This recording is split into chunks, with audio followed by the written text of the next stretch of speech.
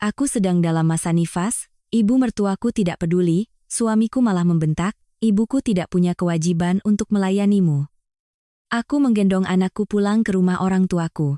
100 hari kemudian, seluruh keluarga suamiku terdiam kaku. Selama masa nifasku, ibu mertuaku tidak pernah menggendong cucunya sekalipun. Suamiku dengan dingin membentak tepat di depan wajahku, ibuku tidak punya kewajiban untuk melayanimu. Hari itu aku tidak menangis, juga tidak berdebat, aku hanya diam-diam memeluk anakku, dan memesan taksi online langsung menuju rumah ibuku. Hingga tiba hari syukuran 100 hari anakku, pria itu bersama seluruh keluarganya datang untuk menjemput cucunya kembali ke rumah pihak suami. Namun begitu pintu terbuka, mereka semua terdiam kaku. Rasa nyeri yang menusuk dari bekas operasi caisar mulai terasa berdenyut-denyut. Setiap kali aku mencoba membalikkan badan di atas kasur yang sempit, sakitnya luar biasa. Sudah 18 hari berlalu sejak detik-detik aku terbaring di meja operasi yang dingin untuk menyambut kelahiran putra pertamaku. Dokter kandungan telah berpesan dengan sangat hati-hati bahwa wanita pasca operasi caisar harus benar-benar menjaga masa nifasnya, berjalan perlahan, dan menghindari pekerjaan berat agar luka di dalam cepat sembuh. Namun kenyataan pahit justru terpampang di depan mata. Itu adalah serangkaian hari yang terasa begitu panjang dan melelahkan. Aku harus menguras seluruh tenagaku, mengurus segala hal sendirian di apartemen yang sepi ini. Di tengah hiruk-pikuk kota Jakarta, ibu mertuaku, orang yang menyandang status sebagai nenek dari anak ini, sejak hari aku melahirkan hingga sekarang belum pernah sekalipun melangkahkan kaki melewati pintu untuk menengok cucu pertamanya. Beliau terus-menerus mencari berbagai alasan untuk menghindari tanggung jawab. Kadang beliau bilang sibuk dengan kegiatan arisan ibu-ibu lansia, di lain waktu beliau mengeluh sakit tulang dan sendi, tidak sanggup naik travel atau bus ke ibu kota. Seluruh beban fisik dan mental itu begitu saja ditumpahkan ke pundak rapuh seorang ibu muda. Pagi ini, cuaca Jakarta terasa sangat gerah dan menyesakkan. Bayi kecilku seolah ikut merasakan ketidaknyamanan cuaca, sehingga ia terus rewel dan menangis tanpa henti sejak subuh. Awalnya aku hanya berpikir sederhana bahwa popoknya basah, atau ia sedang lapar dan minta disusui. Namun, saat aku menyibakkan selimut tipisnya dan menempelkan telapak tanganku ke dahinya, aku sangat panik menyadari bahwa kulit lembut anakku terasa sangat panas seperti bara api. Tanganku gemetar mencari termometer digital di laci meja rias. Angka yang muncul di layar kecil itu seketika menghantam pikiranku seperti pukulan palu yang kejam. Suhu tubuhnya mencapai 39 derajat Celcius. Bayi merah itu memejamkan mata rapat-rapat, napasnya terengah-engah dan kesulitan, keringat membasahi kedua sisi pelipis dan punggung bajunya. Perasaan seorang ibu rasanya seperti dilempar ke dalam kobaran api. Aku bergegas berlari ke kamar mandi, membasahi waslap dengan air hangat, kembali ke kasur untuk mengompres badannya, sementara mulutku tak henti-hentinya menyenandungkan selawat agar ia tidak terlalu rewel. Tepat pada saat itu, Budi keluar dari kamar tamu. Ia tampil dengan gaya santai namun berpakaian sangat rapi, mengenakan kemeja putih yang disetrika licin dan celana bahan berwarna gelap. Tangannya menenteng tas kerja kulit andalannya, bersiap-siap untuk pergi ke kantor. Melihat suamiku, aku seperti orang tenggelam yang menemukan pelampung. Aku memeluk anakku dan berlari ke arahnya, dengan suara memohon aku memintanya untuk menunda kepergiannya sebentar saja dan mengantarkan kami ke rumah sakit untuk memeriksakan anak kami. Aku menjelaskan dengan sangat jelas bahwa anak kami sedang demam tinggi dan kondisinya berbahaya. Sementara diriku sendiri, bekas lukaku masih merembes darah dan berdenyut nyeri. Tidak mungkin aku menggendong anak ini dan bergerak cepat mencari kendaraan di jalanan. Namun, balasan atas kepanikanku yang luar biasa itu hanyalah tatapan dingin dan kerutan dahi penuh rasa kesal dari pria yang telah kupanggil suami selama 2 tahun terakhir. Budi dengan dingin menunduk melihat jam tangan mahal di pergelangan tangannya, lalu mengibaskan tangannya dengan kasar. Ia meninggikan suaranya, dan berkata bahwa hari ini perusahaannya ada rapat yang sangat penting dengan klien besar dari luar negeri. Ia sama sekali tidak boleh datang terlambat sedetik pun. Melihat istri dan anaknya yang sedang kesulitan, ia dengan santai melontarkan kalimat dingin, menyuruhku mengambil ponsel dan memesan taksi online sendiri. Ia berargumen bahwa rumah sakit anak dan bunda juga tidak terlalu jauh dari rumah, kenapa segala urusan harus selalu mengandalkannya, bagaimana ia bisa fokus membangun karirnya? Aku berdiri mematung di tempat.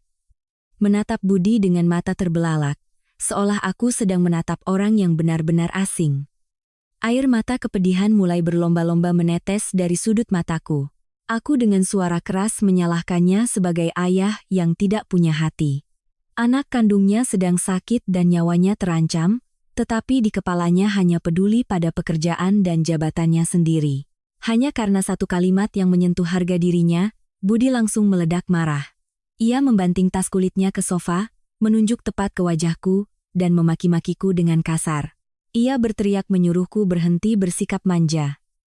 Ia bilang semua wanita di dunia ini yang melahirkan pasti merasakan lelah. Masa tugas sesederhana mengurus anak di rumah saja aku tidak becus. Ia bahkan dengan kejam menghina penampilanku, mengatakan bahwa belakangan ini aku terlihat sangat berantakan dan kumal, kerjanya hanya menangis dan meratap, membawa aura sial dan suram ke dalam rumah ini.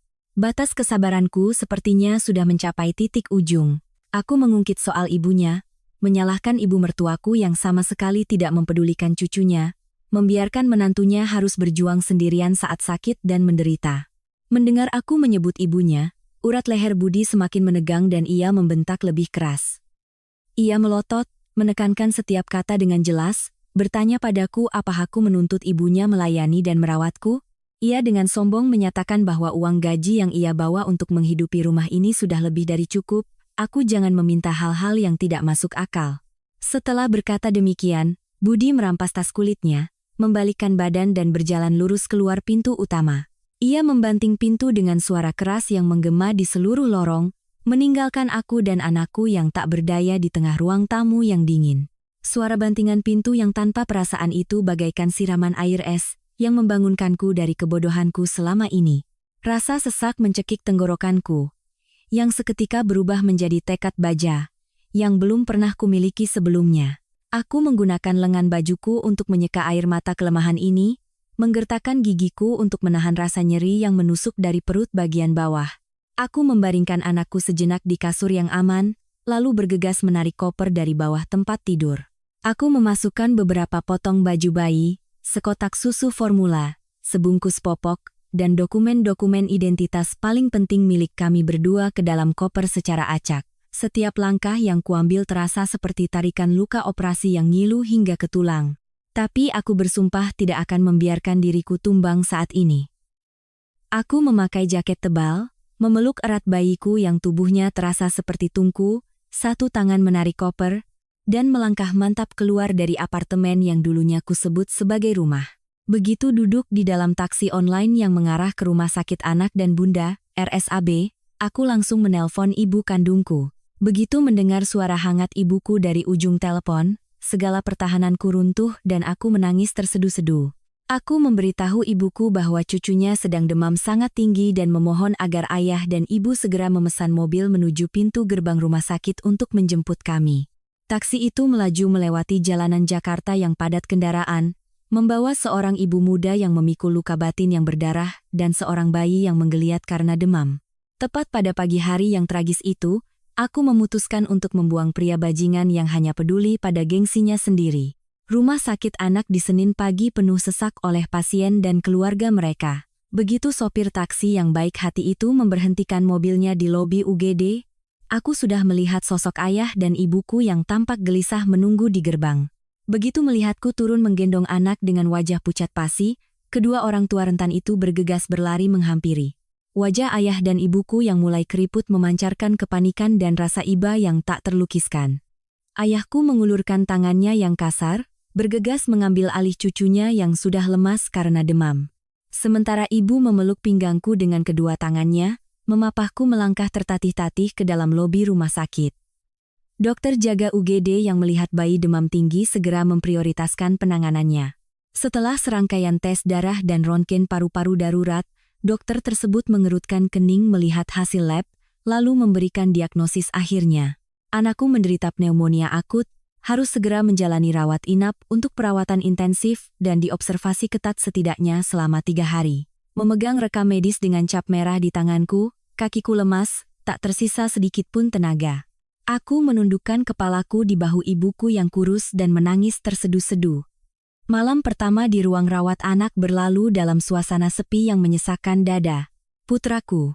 Setelah perawat memasang jarum infus antibiotik dan penurun panas, demamnya mulai mereda. Napasnya juga menjadi lebih teratur dan tenang. Anak kecil itu tertidur pulas di ranjang rumah sakit besi berspray putih bersih. Aku menarik kursi plastik dan duduk merapat ke tepi ranjang, kedua tanganku menggenggam erat tangan kecilnya yang lembut dan tertancap jarum infus. Hatiku perih seperti ditusuk ribuan jarum.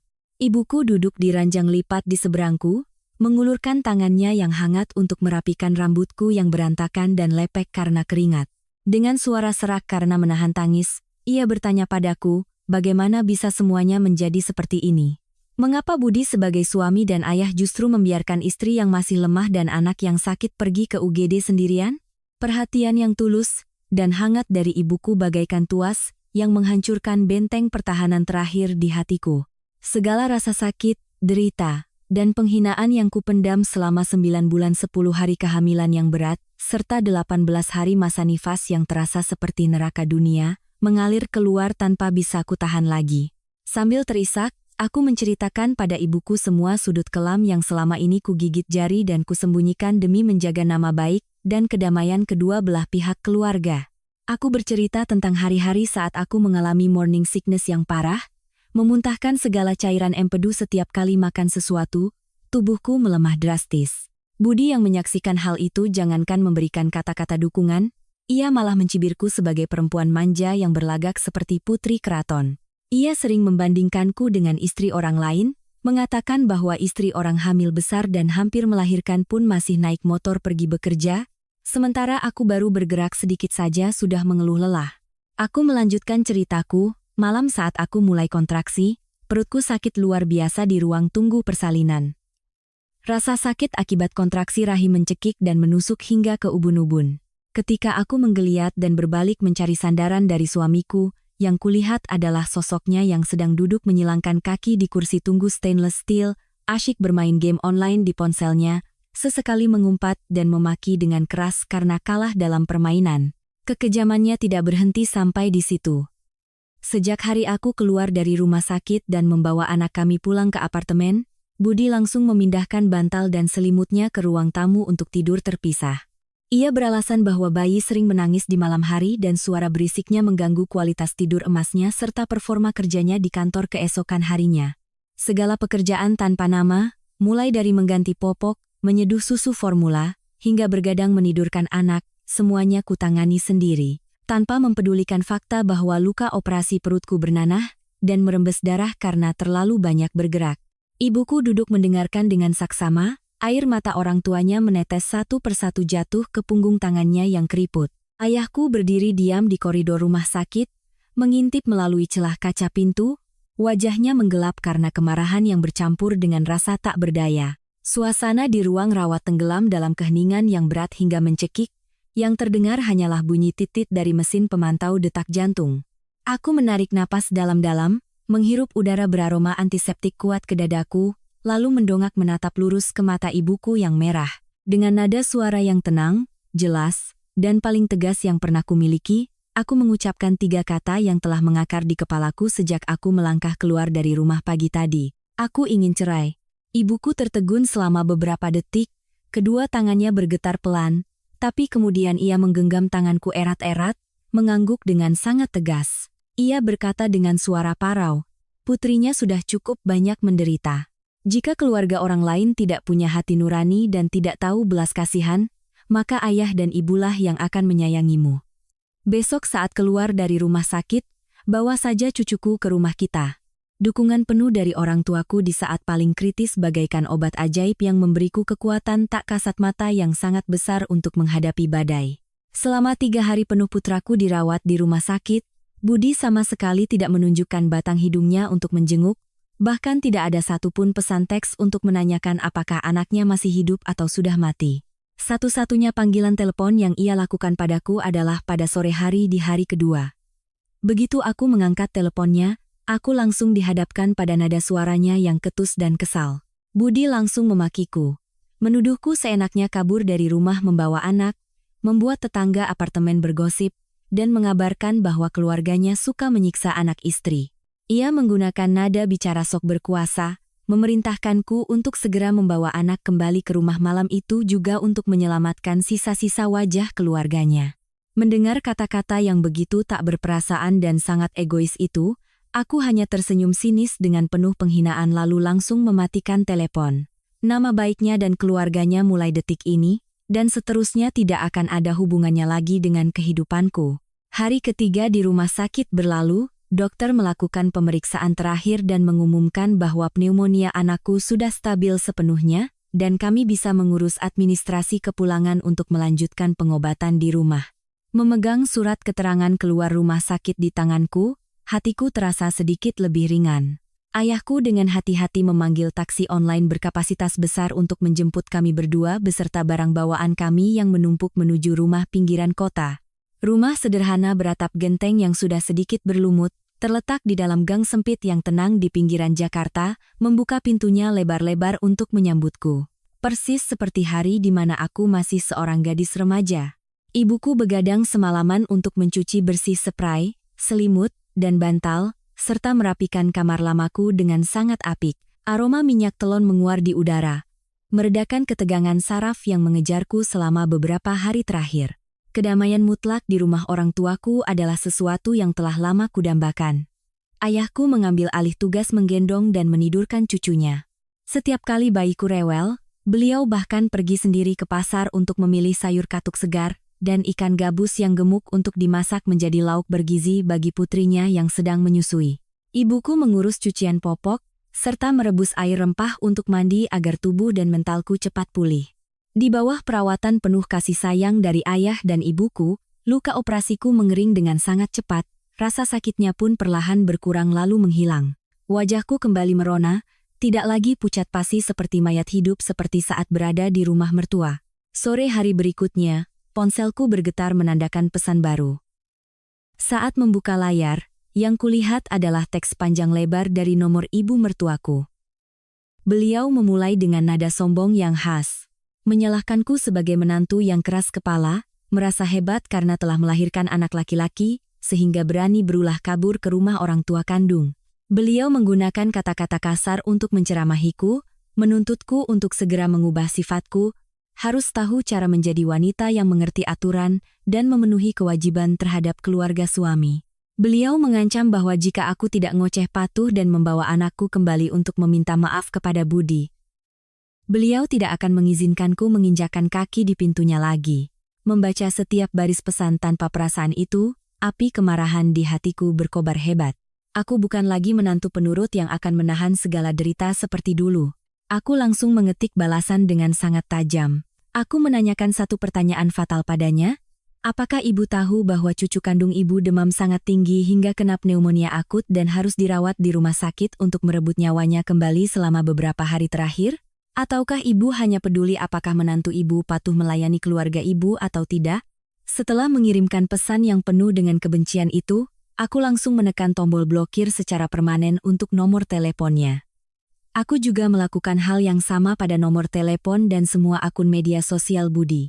Aku ingin memutuskan sepenuhnya setiap benang merah kotor dengan keluarga yang kejam itu.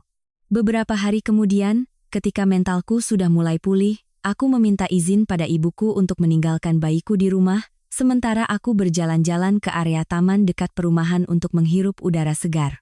Secara kebetulan, tepat di kursi taman di bawah pohon rindang, aku berpapasan dengan Maya. Maya adalah sahabat dekatku saat kuliah dulu. Setelah lulus, kami berpisah jalan sehingga jarang berkomunikasi. Bertemu kembali, Maya langsung memelukku dengan gembira, namun kemudian ia mengerutkan kening kebingungan melihat penampilanku sebagai ibu yang sedang dalam masa nifas, namun justru berjalan sendirian di lingkungan rumah orang tua, bukan di rumah suami. Aku menarik Maya duduk di kursi taman, mencurahkan seluruh kisah tragis hidupku. Aku bercerita mulai dari ketidakpedulian dan sifat dingin suamiku, hingga kekejaman ibu mertuaku, dan terakhir keputusanku yang bulat untuk bercerai. Mendengar itu semua, mata Maya terbelalak penuh amarah.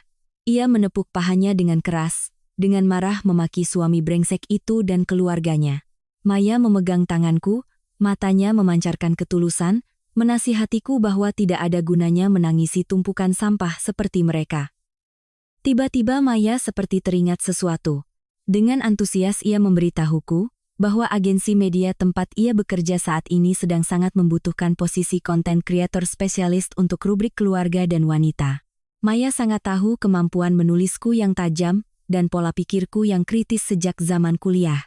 Ia dengan penuh semangat merekomendasikanku untuk melamar posisi itu, menekankan bahwa perusahaan ini memiliki sistem kerja yang sangat fleksibel, atasan yang sangat pengertian, dan sepenuhnya mengizinkan karyawan bekerja dari rumah, work from home, atau paruh waktu sangat cocok untuk situasi seorang ibu menyusui yang perlu mencari uang untuk membesarkan anak sepertiku. Tawaran tulus Maya bagaikan cahaya terang yang menyinari terowongan gelap hidupku, membuka peluang berharga bagiku untuk bangkit berdiri dengan kakiku sendiri. Pada suatu pagi pertengahan minggu dengan langit cerah dan udara sejuk, aku mengenakan setelan kerja paling elegan yang masih kumiliki sejak sebelum hamil. Menggunakan riasan tipis untuk menyembunyikan lingkaran hitam di bawah mataku, lalu membawa tas untuk menghadiri wawancara. Perusahaan media tempat Maya bekerja terletak di lantai paling atas sebuah gedung perkantoran modern di kawasan Sudirman, Jakarta Pusat. Orang yang langsung mewawancaraiku tidak lain adalah Direktur Yuni, seorang wanita berusia 40-an dengan aura yang sangat tajam, berwibawa, namun memancarkan kedekatan yang aneh. Selama percakapan, Ibu Yuni tidak terlalu banyak bertanya tentang gelar akademis yang kaku. Beliau memberikan skenario nyata tentang psikologi wanita modern dan memintaku memberikan solusi melalui pembuatan konten. Berbekal pengalaman menulis yang kukumpulkan sejak mahasiswa dan pengalaman mendalam yang baru saja kualami dari pernikahan yang hancur, aku memaparkan dengan jelas perspektif paling jujur tentang rasa sakit, pengorbanan, dan kekuatan tersembunyi seorang ibu. Ketulusan dalam setiap kata dan kelincahan berpikirku mendapatkan nilai sempurna di mata sang direktur wanita tersebut. Di akhir wawancara, Ibu Yuni berdiri dan menjabat tanganku, tersenyum cerah, mengumumkan bahwa aku resmi diterima dan bisa mulai bekerja pada hari Senin minggu depan. Memegang surat penawaran kerja dengan gaji awal 15 juta rupiah per bulan yang sangat menarik di tanganku, aku melangkah keluar dari gedung dengan perasaan melayang karena bahagia. Namun kebahagiaan itu tidak bertahan lama. Sore harinya, badai kembali mengetuk pintu rumahku. Saat sedang melipat pakaian bayiku di kamar, aku mendengar anjing menggonggong ribut di luar gang dan suara ayahku yang membentak dari pekarangan. Aku melangkah ke pintu dan tertegun menyadari bahwa pria yang berdiri menunduk di teras rumah adalah Budi. Sangat berbeda dengan penampilannya yang biasanya klimis dan rapi, hari ini Budi tampak kuyu, jenggotnya berantakan, dan pakaiannya kusut seperti orang linglung. Melihatku keluar, ia buru-buru mendekat, berniat meraih tanganku, namun aku mundur menghindar dengan tatapan jijik. Kupikir ia datang untuk bertobat dan meminta maaf, atau setidaknya bertanya apakah anaknya yang sakit sudah benar-benar sembuh. Namun tidak, sifat egois pria ini sudah mendarah daging. Budi membuka suara untuk mengeluh bahwa beberapa hari ini tetangga sekitar apartemen berbisik-bisik dan menunjuknya sebagai pria brengsek yang menelantarkan istri dan anak, membuat keluarga besarnya kehilangan muka.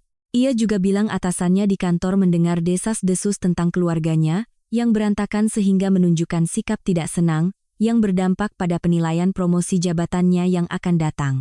Ia memaksaku untuk segera mengemasi barang dan membawa anak kembali ke rumah untuk meredam gosip. Mendengar kata-kata yang keluar dari mulut orang yang mengaku sebagai suamiku ini, aku hanya merasakan kejijikan yang luar biasa mengocok perutku. Aku melipat tangan di dada, menatap lurus ke wajah Budi dengan tatapan sedingin es.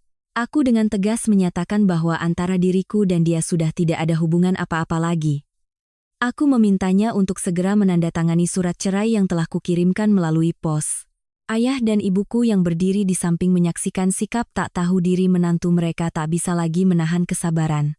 Ayahku meraih sapu lidi di sudut halaman, menunjuk ke arah gerbang, dan dengan suara lantang mengusir Budi dari rumah. Beliau menyatakan bahwa keluarga ini tidak menyambut manusia tak punya hati. Mulai sekarang ia dilarang keras menginjakkan kaki atau mengganggu kehidupan anak dan cucunya. Budi yang melihat ketegasan keluargaku menjadi pucat pasi, menggumamkan beberapa umpatan di tenggorokannya, lalu berbalik dengan muram, berjalan cepat keluar gang, menaiki motornya, menarik gas, dan menghilang dari pandangan. Cerita belum berakhir di situ. Keesokan paginya, setelah aku selesai menyusui anakku, terdengar suara bel gerbang berbunyi terus-menerus. Saat membuka pintu, aku langsung dihadapkan pada wajah masam ibu mertuaku. Beliau menenteng sekeranjang buah yang dibungkus plastik mika mencolok, melangkah masuk ke rumah dengan gaya arogan bak seorang atasan. Begitu duduk di kursi ruang tamu, beliau memutar bola mata melihat sekeliling rumah sederhanaku dengan tatapan meremehkan, lalu memulai ceramahnya. Beliau memaksaku untuk segera membuang pikiran muluk-muluk mencari uang, menyuruhku mengemasi barang kembali ke rumah untuk melayani suami dan merawat anak, menunaikan kewajiban sebagai istri. Beliau bahkan mengancam, perempuan berstatus janda yang kabur dari rumah sepertimu, kalau keluar ke masyarakat hanya akan menanggung malu, tidak akan ada yang sudi menerimamu. Aku duduk tenang di seberangnya, tidak sudi menuangkan air minum untuknya menurut etika kesopanan dasar, karena ia sama sekali tidak pantas dihormati. Dengan suara tajam dan berwibawa, aku membalas setiap kata-katanya. Aku menyatakan dengan tegas bahwa aku lebih memilih menjadi ibu tunggal yang miskin namun hidup bebas dan bisa mengangkat kepala, daripada menjadi menantu penurut yang menanggung hinaan dan siksaan di rumahnya yang menyesakan itu. Aku resmi menyatakan memutuskan segala hubungan ibu mertua dan menantu tepat pada detik ini. Setelah berkata demikian, aku berdiri tegak, menunjuk lurus ke arah pintu kayu yang terbuka lebar, mempersilahkannya keluar dari rumahku. Ibu mertuaku tersedak karena marah, wajahnya merah padam. Beliau berdiri mendadak, menyambar keranjang buah di meja, melangkah keluar pintu dengan hentakan keras, mulutnya terus-menerus mengutukku sebagai perempuan kurang ajar dan tak berguna. Melihat punggungnya menghilang di balik pagar besi, aku menghela napas lega, resmi membuang seluruh ilusi tentang keluarga yang harmonis, dan bersiap melangkah ke babak baru yang gemilang dalam hidupku. Senin pagi, aku bangun sangat pagi saat kokok ayam di luar masih terdengar sayup-sayup. Setelah dengan hati-hati memompa penuh 2 botol ASI, menyimpannya di kulkas, dan mengingatkan ibuku secara rinci tentang jadwal makan dan tidur putraku, aku mengenakan kemeja sutra yang rapi dan mengeluarkan motor lamaku dari gerbang. Udara pagi pinggiran Jakarta yang segar membelai kulitku, mengusir sisa-sisa kesedihan dari hari-hari gelap yang baru saja berlalu. Hari ini adalah hari pertamaku resmi kembali bekerja, setelah hari-hari panjang tenggelam dalam urusan popok dan air mata kepedihan. Gaji 15 juta rupiah per bulan yang dijanjikan Direktur Yuni bukan sekadar angka materi semata, melainkan pelampung penyelamat kokoh yang membantuku dengan percaya diri menjamin masa depan yang berkecukupan untuk putra kecilku. Melangkah ke dalam kantor perusahaan media itu, aku langsung merasakan energi muda dan dinamis menyebar di seluruh ruangan. Maya sudah berdiri menungguku di resepsionis. Ia dengan antusias membawaku berkeliling memperkenalkan orang-orang di divisi konten. Tim kami terdiri dari 4 orang. Selain aku dan Maya, ada Rara, seorang gadis muda berusia awal 20-an yang penuh dengan ide liar dan berani, serta Dimas, seorang pria yang ahli dalam video editing dan pengeditan gambar yang sangat berbakat. Semua orang menyambutku dengan senyum cerah dan kehangatan yang tulus. Sama sekali tidak ada tatapan menyelidik atau prasangka tentang seorang wanita yang baru saja melahirkan namun sudah bergegas bekerja. Sore harinya, tim kami mengadakan rapat penting untuk menyusun ide kampanye promosi bagi sebuah merek produk ibu dan bayi. Klien meminta kampanye media yang benar-benar bisa menyentuh hati konsumen dan menciptakan viralitas yang kuat di platform media sosial.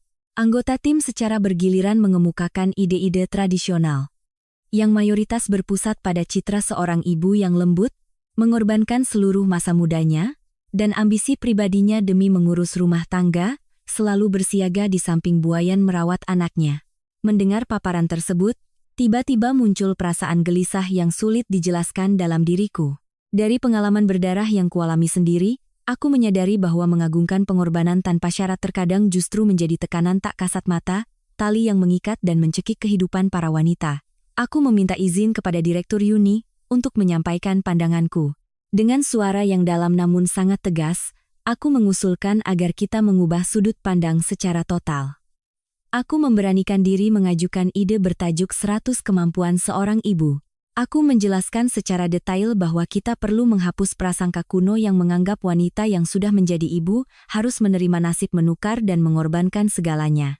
Kita harus menegaskan dengan kuat bahwa wanita sangat mampu menjalankan tugas keibuan sekaligus mengejar karir, bersinar terang, dan hidup sesuai dengan jati diri aslinya. Seorang ibu bukanlah mesin penahan derita.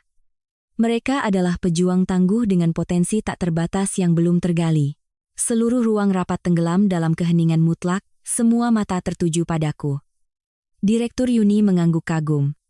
Matanya memancarkan kepuasan yang nyata. Beliau bertepuk tangan memuji ideku yang sangat brilian, melawan arus mayoritas tapi justru memukul telak psikologi terdalam para wanita modern. Beliau menyerahkan kekuasaan penuh padaku sebagai manajer proyek ini dan memintaku untuk segera memproduksi video pembuka yang benar-benar meledak untuk menarik perhatian publik. Malam itu, duduk di depan layar komputer, aku memutuskan untuk melakukan langkah yang berani. Aku tidak akan menyewa aktor glamor atau menulis naskah klise. Aku memutuskan menggunakan kisah nyataku yang penuh darah dan air mata sebagai materi untuk video pertamaku. Dengan bantuan peralatan syuting dari Dimas, aku duduk diam di depan lensa kamera, wajah tanpa riasan tebal, tatapan lurus dan penuh keteguhan. Video berjudul Hari ke-18 Pasca Operasi Caesar, aku memutuskan bercerai, direkam hanya dengan satu take, satu kali pengambilan gambar. Di dalam video, aku perlahan menceritakan pagi yang menentukan ketika bayiku demam tinggi 39 derajat. Menceritakan tentang suamiku yang bergelar sarjana namun memunggungiku dengan dingin, dan menceritakan keputusanku untuk memeluk anakku dan meninggalkan rumah dengan luka operasi yang masih berdenyut dan merembes darah. Di akhir video, aku tersenyum cerah, menyampaikan pesan kuat bahwa meninggalkan pernikahan yang toksik bukanlah akhir dari segalanya, melainkan awal bagi seorang ibu untuk menemukan kembali dirinya dan melindungi anaknya dengan cara yang paling utuh. Video itu diunggah ke platform media sosial Facebook dan TikTok pada Jumat malam. Hanya dalam semalam setelah bangun tidur, apa yang terjadi di depan mata membuatku dan seluruh perusahaan tidak percaya. Video tersebut menciptakan gempa bumi yang nyata. Jumlah penayangan melonjak drastis, mencapai jutaan views dalam waktu kurang dari 24 jam. Ribuan kali dibagikan dan komentar dari berbagai penjuru membanjiri. Wanita-wanita yang pernah berada dalam situasi serupa berlomba-lomba mengungkapkan rasa simpati yang mendalam. Mereka menyebutku sebagai sumber inspirasi besar, memberi mereka kekuatan. Klien kami sangat puas dengan efek ledakan di luar dugaan ini. Di minggu pertamaku bekerja, aku telah mencetak prestasi gemilang, yang secara resmi membuka jalan karir yang cerah di depanku. Daya sebar video yang luar biasa di media sosial itu, akhirnya sampai ke telinga keluarga mantan suamiku. Pada Selasa sore, saat aku sedang menunduk mengetik naskah untuk episode kampanye selanjutnya, telepon di meja kerjaku tiba-tiba bergetar, layar menampilkan nomor tak dikenal tapi firasatku mengatakan itu orang yang kukenal. Begitu aku menekan tombol jawab, rentetan cacian kasar dan penuh amarah terdengar memekakan telinga dari seberang. Itu Budi, ia berteriak seperti orang gila. Menyalahkanku sebagai penyebab keluarganya jatuh ke dalam kehancuran. Budi mengatakan ibunya baru saja melihat video itu di internet. Beliau melihat tetangga berkomentar mengkritik kekejaman keluarga suaminya, sehingga marah besar, hingga darahnya naik, tekanan darahnya melonjak tajam, dan harus dilarikan ke UGD malam itu juga. Ia memakiku dengan kejam, menyebutku wanita jahat, licik dan manipulatif, sengaja menyebarkan aib keluarga ke hadapan publik agar ditertawakan dan merusak nama baik keluarganya. Terakhir, Budi melontarkan ancaman ganas. Ia menyatakan akan segera datang ke kantor tempatku bekerja untuk membuat keributan besar, membongkar wajah asliku di depan dewan direksi, dan bersumpah akan membuatku hancur serta kehilangan pekerjaan. Aku mematikan telepon dengan dingin. Tidak sudi meladeni pria tak tahu malu itu lagi. Meski dari luar aku berusaha tampil tenang, sejujurnya di dalam hatiku masih terselip sedikit kecemasan. Aku takut kemunculan Budi yang ribut akan merusak citra profesional perusahaan dan mengganggu rekan-rekanku. Aku memutuskan mengetuk pintu ruangan Direktur Yuni untuk menjelaskan seluruh kejadian dan meminta maaf sebelumnya atas masalah pribadiku yang mungkin akan terjadi. Berbeda jauh dengan kekhawatiranku, Direktur Yuni terlihat sangat tenang dan tangguh. Beliau melangkah mendekat, menepuk pundakku pelan, dan tersenyum menyemangati dengan hangat. Beliau mengatakan dengan tegas bahwa perusahaan ini menilai karyawan dari kompetensi kerja dan moral, sama sekali tidak akan pernah mentolerir pelaku kekerasan mental yang datang untuk membuat onar. Beliau tidak hanya tidak takut akan dampak pada perusahaan, tetapi juga antusias mendorongku untuk maju berkonfrontasi sekali saja agar semuanya jelas, dilarang keras bersembunyi atau mengalah pada orang jahat. Seketika itu juga, Direktur Yuni menggunakan telepon internal menghubungi Departemen Keamanan, meminta Satpam bersiaga, serta berpesan pada Maya dan Rara untuk menyiapkan alat perekam guna menjadi bukti untuk melindungiku. Sekitar 30 menit kemudian, suara keributan terdengar dari lobi resepsionis menggema ke area kerja utama. Budi muncul dengan penampilan yang sangat beringas, matanya memerah penuh amarah. Ia mendorong satpam pintu, menerobos masuk ke tengah kantor, memanggil namaku dengan suara keras. Melihatku berdiri melipat tangan dengan tenang di samping meja kerja, ia maju menunjuk tepat ke wajahku. Di depan banyak orang, ia mulai memainkan sandiwara yang sangat murahan. Budi bersuara keras memfitnahku sebagai wanita mata duitan yang gila harta, menceraikan suami yang miskin untuk kabur. Sekarang malah mengarang cerita keluarga di media sosial, demi mendapat belas kasihan orang untuk mencari uang haram. Ia berteriak bahwa dirinya adalah suami teladan, bekerja keras siang malam demi ekonomi namun malah diperlakukan tanpa belas kasihan oleh istrinya. Seluruh ruangan kantor seketika hening. Semua mata tertuju pada kami berdua.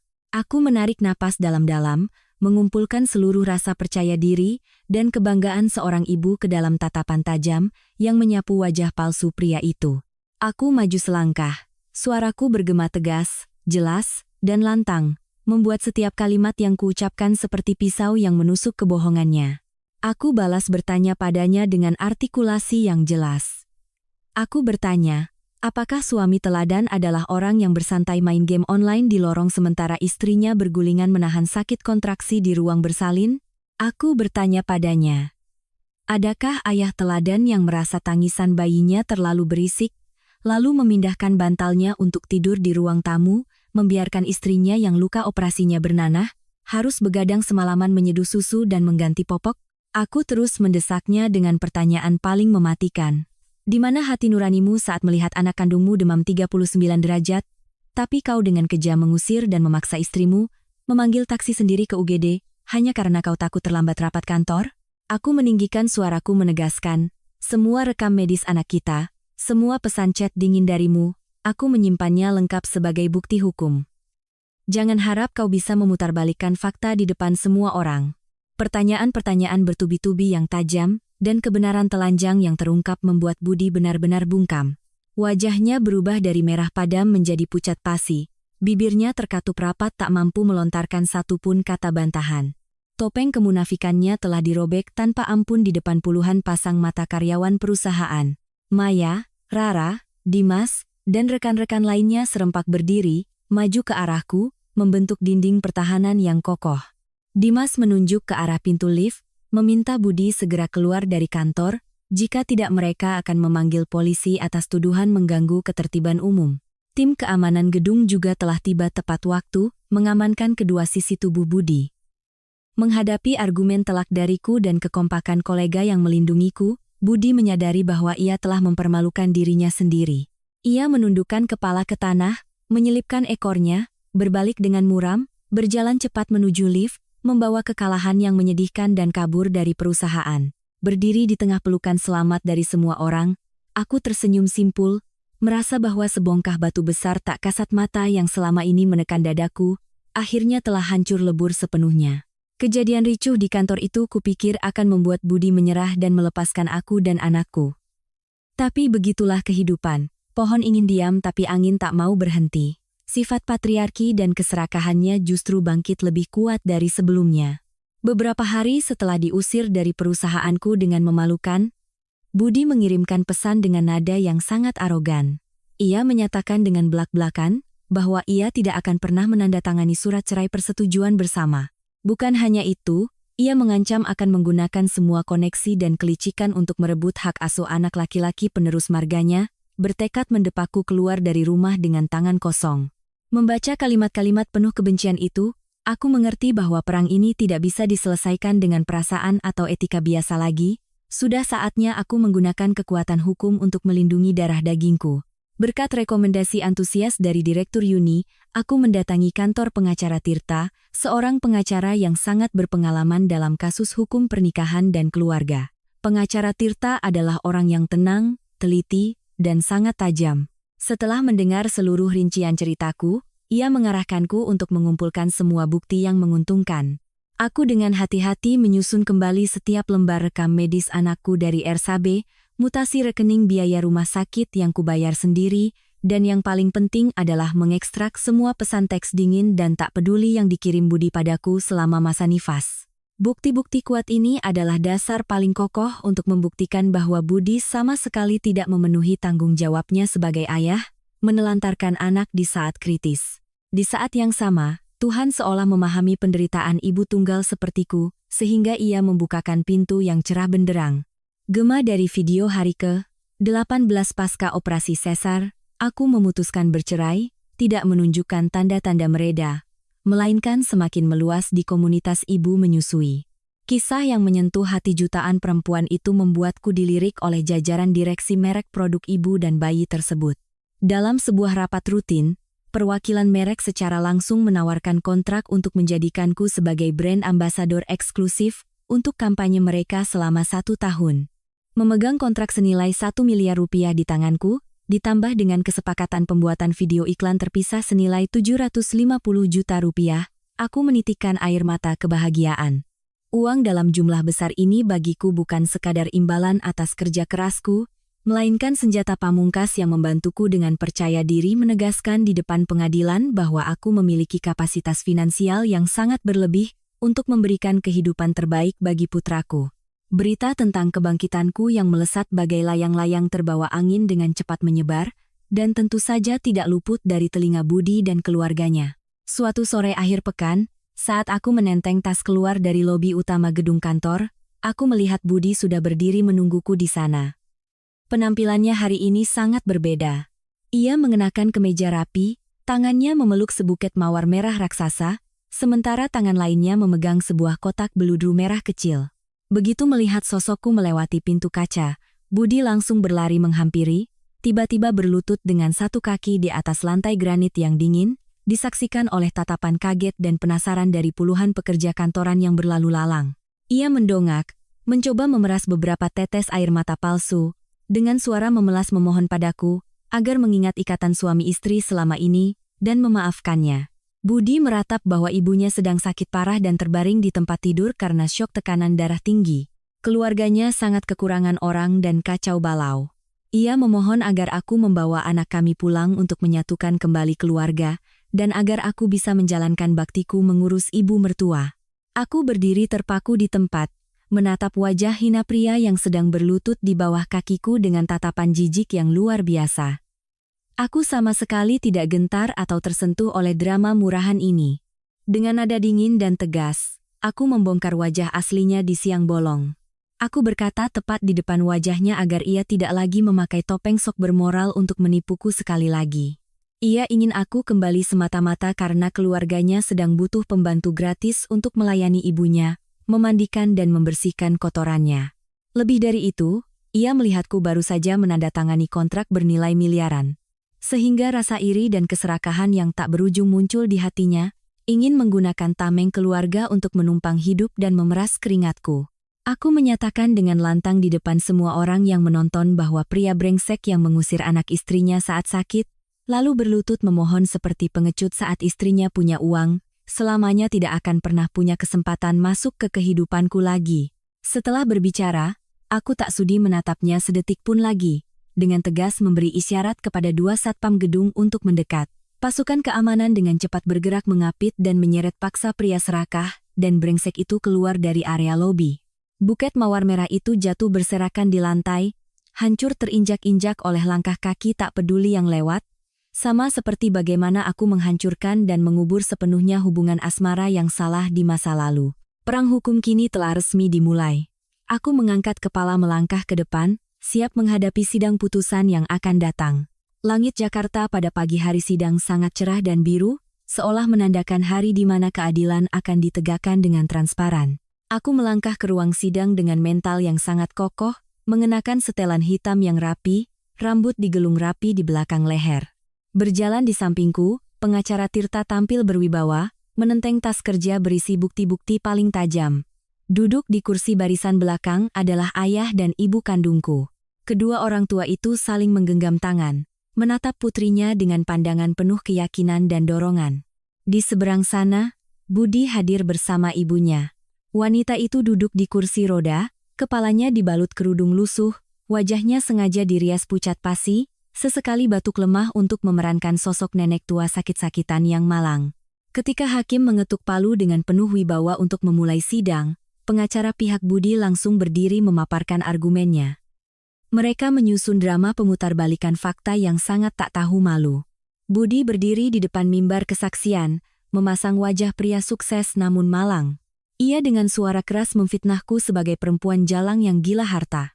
Ia menuduhku dibutakan oleh uang iklan miliaran di media sosial sehingga tega membawa anak kabur dari rumah, melepaskan tanggung jawab sebagai istri dan menantu, membiarkan ibu tuanya jatuh sakit tanpa ada yang merawat. Berdasarkan kebohongan itu, Budi dengan arogan menuntut pengadilan mencabut hak asuh anakku, sekaligus menuntut pembagian uang dari kontrak iklan yang baru kutandatangani, karena ia menganggap itu adalah harta gonogini yang dihasilkan selama masa pernikahan belum putus.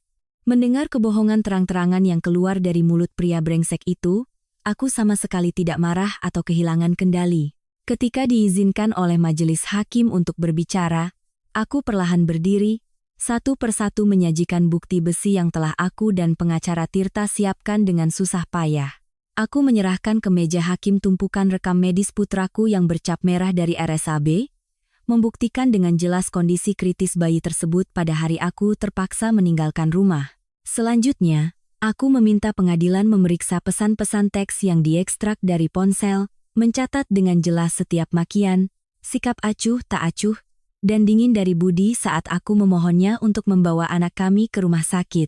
Aku juga menyerahkan mutasi rekening bank dan kontrak kerja resmi dari perusahaan media, membuktikan bahwa diriku sepenuhnya memiliki pekerjaan yang halal, pendapatan stabil yang tinggi, dan lebih dari cukup untuk menjamin kehidupan yang layak dan perkembangan optimal bagi anakku. Situasi persidangan saat ini sudah mulai condong ke arahku. Namun pukulan telak yang menentukan kemenangan terletak di menit-menit terakhir saat pengacara Tirta meminta izin majelis hakim untuk memberikan satu bukti tambahan yang sangat penting.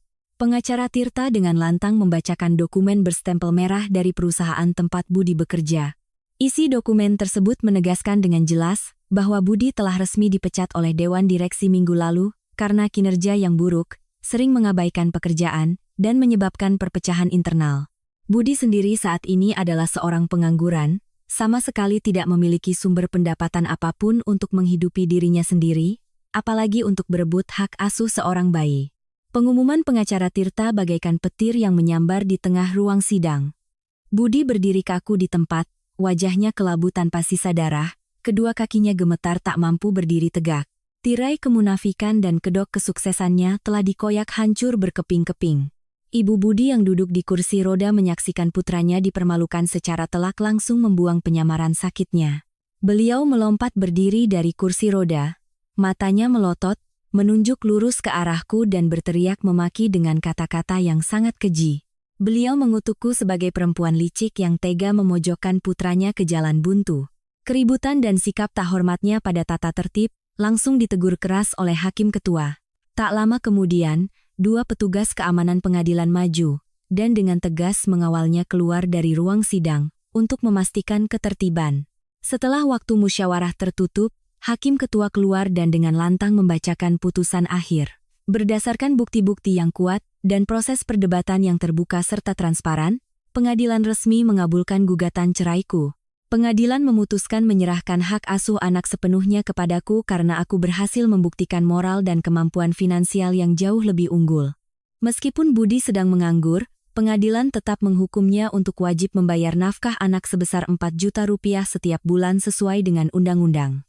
Mengenai satu-satunya harta bersama, yaitu buku tabungan senilai 300 juta rupiah yang dengan hati-hati kusimpan sebelumnya, pengadilan memutuskan dibagi dua sama rata. Sedangkan semua penghasilan dari kontrak iklan pribadiku dilindungi mutlak oleh pengadilan sebagai milik pribadiku. Suara ketukan palu hakim bergema, secara resmi memotong tali nasib sial yang mengikatku dengan masa lalu yang menyakitkan. Aku melangkah keluar dari gerbang pengadilan, mendongak menyambut sinar matahari pagi yang cerah dan hangat yang membasuh jalanan. Ayah dan ibuku memelukku erat, air mata kebahagiaan dan kelegaan mengalir di pipi kedua orang tuaku. Sejak detik ini, Kehidupanku dan anakku resmi melangkah ke lembaran baru, bebas, bangga, dan bersinar tanpa batas. Waktu berlalu bagai bayangan yang melintas di jendela, tak terasa putra kecilku telah genap berusia 100 hari.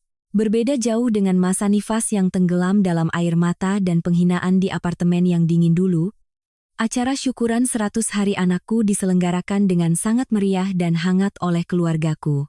Ayah dan ibuku memutuskan menggunakan sebagian uang tabungan ditambah penghasilan yang melimpah dari kontrak iklanku untuk menyewa ballroom mewah di sebuah hotel bintang 5 tepat di pusat kota Jakarta. Ruangan pesta didekorasi dengan megah menggunakan ribuan mawar putih dan lampu kristal yang berkilauan.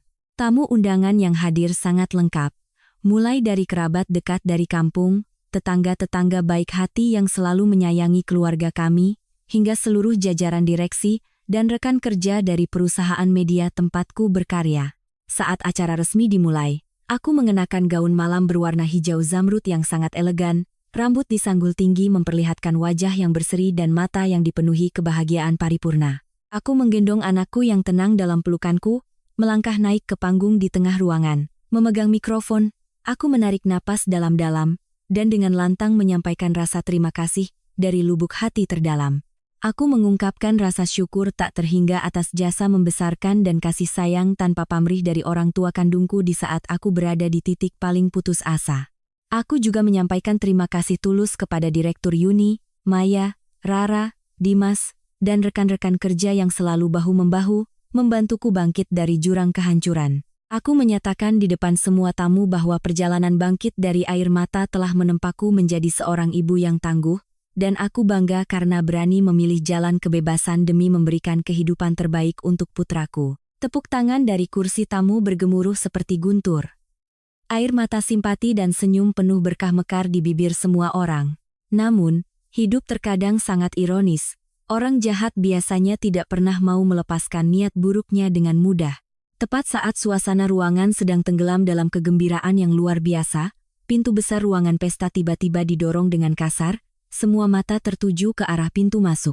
Pemandangan yang sangat merusak mata dari keluarga mantan suamiku terpampang di sana. Budi, dengan wajah tak tahu malu, sengaja membiarkan jenggotnya berantakan, berpura-pura kuyu, kedua tangannya berusaha keras mendorong kursi roda, membawa ibunya masuk ke tengah lorong utama. Ibu Budi, perempuan yang dulu mengusir aku dan anakku tanpa belas kasihan, kini memainkan lakon penderitaan dengan sangat sistematis. Ia mengenakan daster usang berwarna gelap, rambutnya sengaja dibuat kusut masai. Begitu melihat sosokku menggendong anak di atas panggung, ia langsung meratap dan menangis sejadi-jadinya. Ia memukul-mukul tangan dan kakinya ke kursi roda, menjerit memohon kepada hadirin untuk membuka pintu belas kasih, mengizinkan seorang wanita tua yang sudah dekat dengan liang lahat untuk memeluk dan mencium cucu laki-laki pertamanya untuk terakhir kalinya sebelum menutup mata. Budi yang berdiri di belakangnya ikut-ikutan, menyatukan kedua tangan di dada, terus-menerus menunduk memohon kepada para tamu di sekitarnya, bergumam meminta semua orang membujukku, membuka hati untuk memaafkan kesalahan masa lalu agar keluarga bisa bersatu kembali. Ketidaktahuan malu mereka membuat seluruh ruangan yang sedang gembira tiba-tiba terdiam kaget. Kemudian, terdengar bisik-bisik amarah dari segala penjuru. Ayah dan ibuku sangat marah hingga wajahnya merah padam, berniat maju untuk mencegat para perusuh itu. Namun, sebelum keluargaku bertindak, seorang tokoh yang sangat berkuasa proaktif melangkah maju menyelesaikan situasi. Direktur Yuni, dengan karisma seorang perempuan tangguh, alpha female, mengenakan setelan jas hitam yang tajam, dengan tegas melangkah keluar dari meja VIP, menghalangi laju kursi roda tersebut.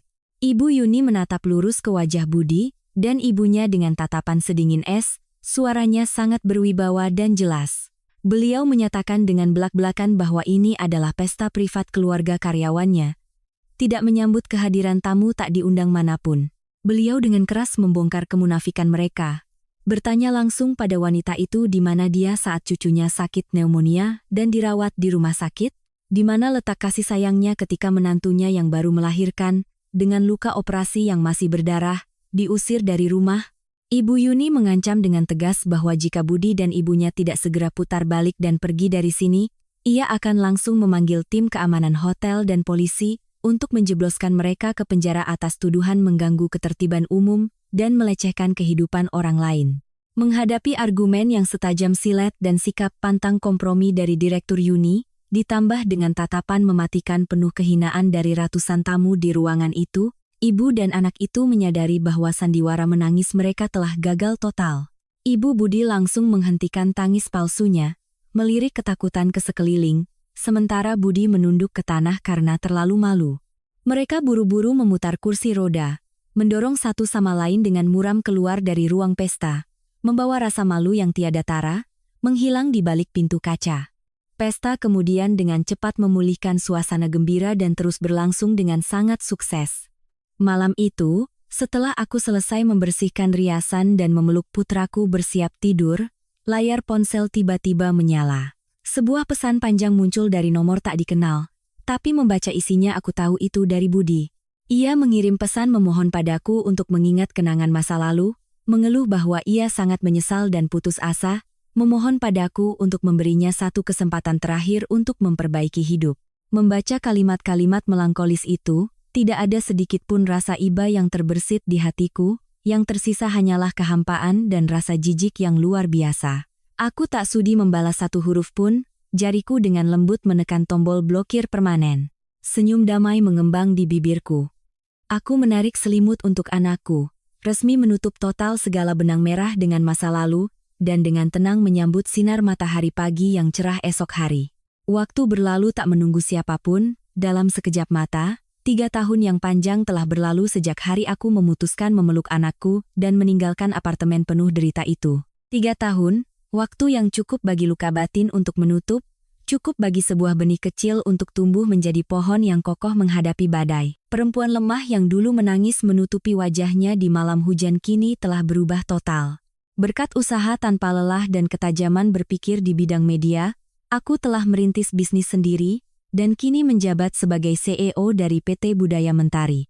Perusahaanku memiliki lebih dari 50 karyawan muda yang penuh semangat, berfokus pada produksi konten digital dan menerbitkan buku-buku yang menginspirasi hidup positif khusus untuk perempuan modern.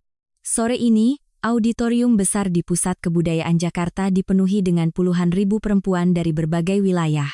Aku mendapat kehormatan diundang oleh Himpunan Wanita Ibu Kota sebagai pembicara utama untuk acara penghargaan pemberdayaan perempuan. Berdiri di podium yang tinggi dan terang benderang, mengenakan pakaian yang elegan dan mewah, aku dengan lantang menceritakan kisah hidupku. Aku menyampaikan pesan kuat tentang kemandirian finansial, keberanian untuk keluar dari zona nyaman, dan kemampuan untuk menyembuhkan diri dari luka pernikahan yang hancur. Tepuk tangan bergemuruh tanpa henti, mata yang berbinar penuh keyakinan tertuju padaku, menjadi bukti hidup bahwa kebenaran dan kebaikan akan selalu menang. Sesuai dengan hukum karma semesta yang tak pernah salah, siapa yang menabur angin akan menuai badai. Kehidupan keluarga mantan suamiku selama 3 tahun terakhir meluncur deras dalam rangkaian tragedi demi tragedi. Dari apa yang kudengar melalui beberapa kenalan lama, Ibu Budi, karena sifatnya yang kejam ditambah rasa frustrasi kehilangan cucu dan putranya yang menganggur, akhirnya jatuh sakit secara mental yang merembet ke fisiknya. Tumor di tubuhnya berkembang pesat, meski telah menghabiskan banyak uang untuk berobat. Akhirnya ia meninggal dunia dalam kesepian dan rasa sakit setahun yang lalu. Mengenai Budi, setelah dipecat dari pekerjaannya dan tercoreng aib moral, ia tidak bisa menemukan pekerjaan yang layak lagi. Kehilangan ibu, kehilangan istri dan anak, serta kehilangan karir, ia terperosok ke dalam kubangan keputusasaan. Alih-alih bangkit memperbaiki hidup, ia malah memilih mabuk-mabukan untuk menghilangkan kesedihan. Dan hal terburuk pun terjadi. Dalam suatu malam saat mabuk berat dan kehilangan kesadaran, Budi menyetir mobil dan menabrak trotoar, menyebabkan kecelakaan lalu lintas yang sangat parah.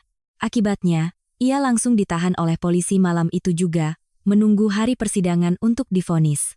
Pada saat yang sama, ia harus menghadapi tuntutan ganti rugi perdata yang sangat besar, mencapai 2 miliar rupiah kepada para korban.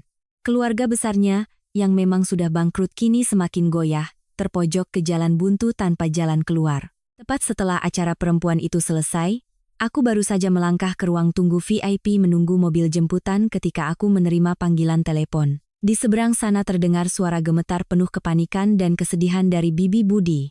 Perempuan yang bertahun-tahun lalu dengan lantang ikut-ikutan ibu mertuaku mencelaku sebagai menantu pembangkang, kini merendahkan diri menangis terseduh-seduh, memanggilku dengan kata-kata yang sangat manis. Sang bibi menjelaskan kondisi Budi yang sangat menyedihkan saat ini, memohon kepadaku untuk mengingat ikatan darah daging anak kami, dan mengeluarkan uang untuk menyelamatkan Budi dari musibah. Sang bibi sangat tahu bahwa aku kini adalah seorang CEO perusahaan besar dengan aset melimpah.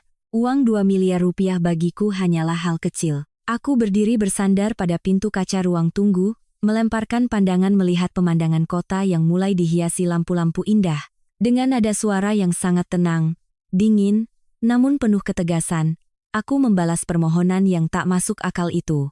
Aku mengatakan dengan jelas bahwa antara aku dan Budi telah benar-benar putus segala utang budi sejak sidang pengadilan 3 tahun lalu.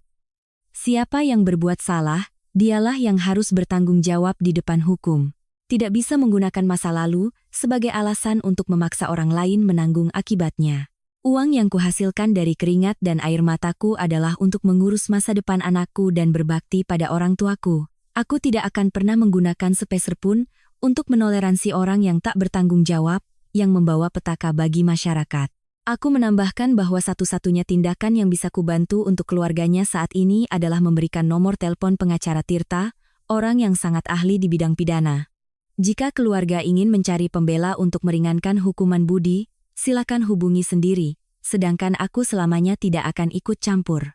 Setelah menyelesaikan kalimatku, aku proaktif mematikan telepon, tidak membiarkan perempuan itu mengucapkan sepatah kata pun lagi.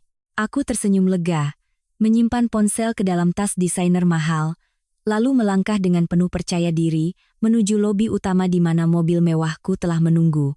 Sang sopir dengan hati-hati membukakan pintu mempersilakanku masuk. Mobil itu melaju mulus membaur dengan arus kendaraan Jakarta yang gemerlap. Melalui kaca jendela mobil, aku memandangi lampu-lampu jalan berwarna kuning cerah yang melintas. Di dalam hatiku meluap perasaan damai dan kebebasan yang luar biasa. Mobil membawaku pulang ke villa luas yang baru kubeli di lingkungan pinggiran kota yang tenang. Baru saja mendorong gerbang besi melangkah ke halaman, aku sudah mendengar suara tawa renyah putraku dari ruang tamu, berpadu dengan suara hangat dan akrab dari orang tuaku. Aku melepas sepatu hak tinggiku, membuang segala kelelahan dunia luar, berlari masuk ke dalam rumah, dan memeluk orang-orang yang paling kusayangi. Masa lalu yang kelam telah tertinggal sangat jauh di belakang. Aku berdiri di masa kini yang paling cemerlang dan siap merentangkan tangan menyambut masa depan yang dipenuhi kebebasan dan kebahagiaan tanpa batas. Ketika pintu pernikahan tertutup, orang seringkali dengan mudah menyalahkan satu sama lain. Namun jika melihat dalam-dalam ke akarnya, setiap kehancuran berawal dari dinamika psikologis yang sangat rumit di dalam sebuah rumah. Dalam kisah Tari dan Budi, konflik tidak lahir begitu saja pada hari bayinya demam, melainkan telah dikandung dan menumpuk dari rasa sesak yang berkepanjangan sebelumnya. Pertama-tama, kita perlu melihat secara objektif psikologi sang ibu mertua. Mengapa seorang wanita yang sudah menjadi nenek bisa begitu dingin dan acuh tak acuh pada darah daging putranya sendiri? Terkadang kekejaman itu berasal dari sudut psikologis yang menyedihkan sekaligus patut disalahkan. Ketakutan kehilangan anak laki-laki dari seorang ibu yang berpikiran patriarki. Beliau bersusah payah membesarkan anak laki-lakinya, menganggap putranya sebagai aset paling berharga, alasan hidup, dan kebanggaan sepanjang hayatnya. Saat putranya menikah, jauh di alam bawah sadarnya, beliau memikul ketakutan tak kasat mata bahwa wanita lain itu akan merebut posisi eksklusifnya di hati putranya. Alih-alih membuka hati menerima menantu sebagai anggota baru, ia malah membangun dinding pertahanan, menggunakan alasan sibuk arisan untuk menghindari merawat cucu. Padahal kenyataannya, itu adalah cara terselubung untuk unjuk kekuasaan, ingin membuktikan otoritas atasan, dan memaksa menantu untuk sadar diri akan status rendahnya di rumah ini. Berpadu dengan keegoisan itu adalah jurang perbedaan generasi yang terlalu besar dalam pola pikir. Generasi tua sering berprinsip, zaman dulu aku melahirkan 5-7 anak tetap bisa ke sawah, tidak apa-apa. Mereka menggunakan standar keras masa lalu yang miskin untuk memaksakan aturan pada wanita modern. Mereka tidak mengerti atau sengaja tak mau mengerti betapa operasi caesar menguras habis tenaga seorang ibu. Kesenjangan generasi inilah yang membunuh habis rasa empati. Ibu mertua melihat menantunya kepayahan memompa ASI, mengganti popok, bergadang mengurus anak dengan tatapan tanpa perasaan. Menganggap itu adalah kewajiban wajar yang harus ditanggung wanita, mengabaikan sama sekali rasa sakit fisik dan kehancuran mental sang menantu. Justru di dalam suasana sedingin es itulah, rasa kesepian seorang menantu didorong hingga ke puncaknya. Wanita pasca melahirkan pada dasarnya sangat sensitif, tubuhnya penuh luka, hormonnya berubah drastis. Tari tidak menuntut makanan mewah atau pelayan untuk melayaninya. Ia hanya mendambakan tatapan iba, semangkuk bubur hangat, atau genggaman tangan yang menguatkan di tengah malam buta. Namun balasannya hanyalah rumah yang sepi dan malam-malam begadang sendirian memeluk anak sambil menangis. Rasa kesepian itu menumpuk setiap hari, menggerogoti batas kesabaran, dan berubah menjadi gumpalan dendam. Ketika anak kecilnya demam tinggi dan nyawanya terancam, insting keibuan bangkit lebih kuat dari sebelumnya. Keputusasaan karena tidak bisa mengandalkan siapapun di keluarga suami berubah menjadi kekuatan tegas yang membuat Tari rela memeluk anaknya dan pergi, membawa luka operasi yang merembes darah, daripada terus hidup mati perlahan dalam kedinginan. Dan akhirnya, tokoh sentral yang menciptakan tragedi ini adalah sang suami, sang ayah, yaitu Budi. Seharusnya Budi menjadi jembatan kokoh yang menyatukan ibu kandung dan istrinya, tapi ia malah memilih menjadi sosok tak kasat mata di rumahnya sendiri. Budi memikul pola pikir pria patriarki yang berat, namun sangat lemah dalam empati. Ia menganggap bahwa dengan mencari uang dan membawanya pulang, ia sudah menunaikan tugas sebagai kepala keluarga dengan sempurna, sementara semua urusan dapur, popok, dan rumah tangga sudah semestinya urusan perempuan. Ketika dihadapkan pada tangisan bayi, bukannya berbagi beban dengan istri, ia malah memindahkan bantalnya tidur di ruang tamu demi melindungi tidurnya sendiri. Sikap acuh tak acuhnya saat istrinya kesakitan melahirkan, bentakannya yang dingin saat anaknya demam tinggi, bukan sekadar keegoisan sesaat, melainkan mencerminkan sikap egois yang kejam.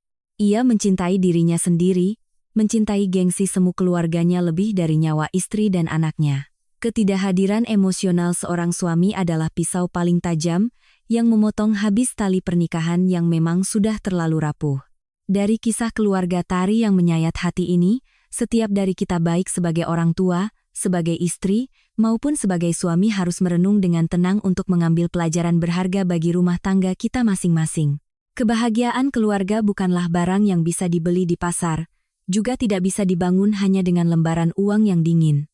Pelajaran terbesarnya adalah bagaimana kita menjaga kebahagiaan keluarga dengan berbagi dan melangkah bersama. Pernikahan yang kokoh tidak bisa hanya bertumpu pada bahu satu orang. Ketika seorang anak lahir, itu adalah kristalisasi cinta. Tanggung jawab bersama kedua suami istri, bahkan tanggung jawab kedua belah pihak keluarga. Seorang suami pantang memiliki pola pikir membebankan urusan anak sepenuhnya pada istri. Kurangilah satu jadwal nongkrong, kurangilah satu permainan game, kurangilah sedikit ego pribadi untuk menggulung lengan baju menyeduh sebotol susu, atau mencuci popok anak. Tindakan yang tampak kecil itu justru menjadi obat ajaib yang meredakan segala rasa sakit dan kelelahan istri pasca melahirkan. Materi mungkin kurang, tapi ikatan suami istri dan kebersamaan, saat sakit dan tertimpa musibah barulah hal yang menahan seseorang untuk tetap tinggal bersama. Selain itu, cara berkomunikasi di dalam keluarga juga merupakan seni yang harus kita pelajari seumur hidup. Kata-kata ibarat pisau bermata dua. Ia bisa menyembuhkan luka, tapi juga bisa mengorek rasa sakit semakin dalam.